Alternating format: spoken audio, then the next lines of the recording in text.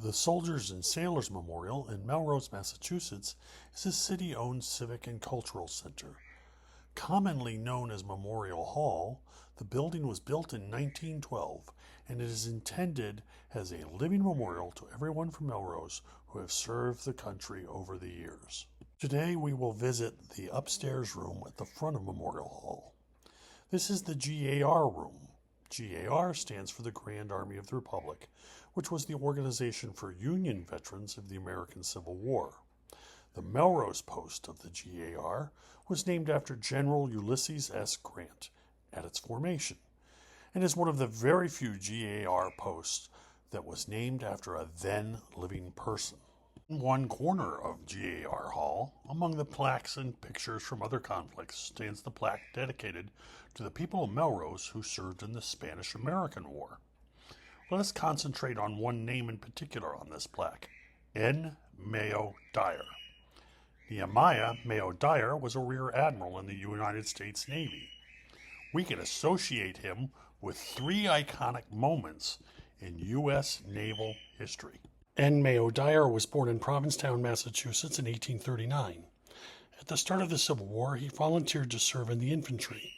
Just a little under a year later, in April 1862, he transferred to the U.S. Navy.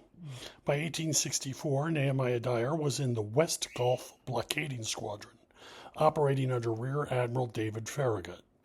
On board the USS Metacomet, Nehemiah Dyer would participate in the August 1864 Battle of Mobile Bay.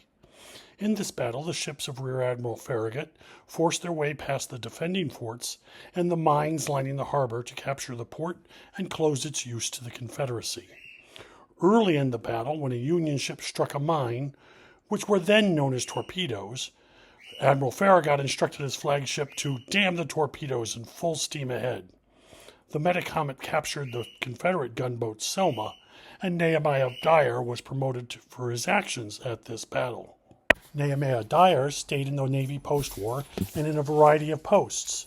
He rose to the rank of captain by 1897 and was given command of the USS Baltimore, a protected cruiser. He commanded this ship at the Battle of Manila Bay on May 1, 1898. The commander of the U.S. fleet, Commodore George Dewey, attacked the Spanish fleet in the Philippines. The Baltimore was the second ship in the U.S. line.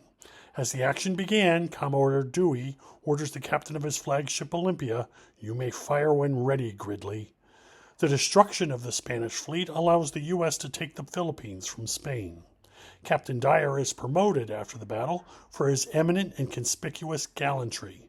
The city of Baltimore even presented him with a ceremonial sword.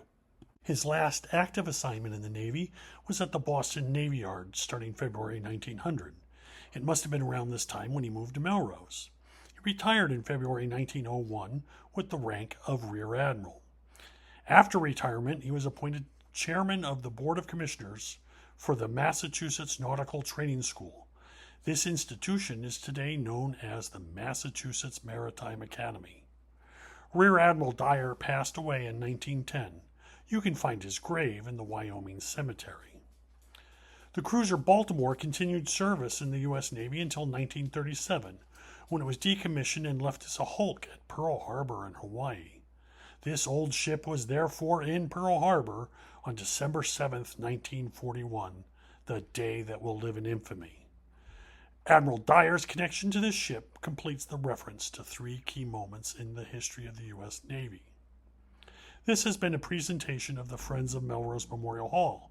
If you'd like to learn more about Memorial Hall or the Friends of Memorial Hall, please see the links in the description below.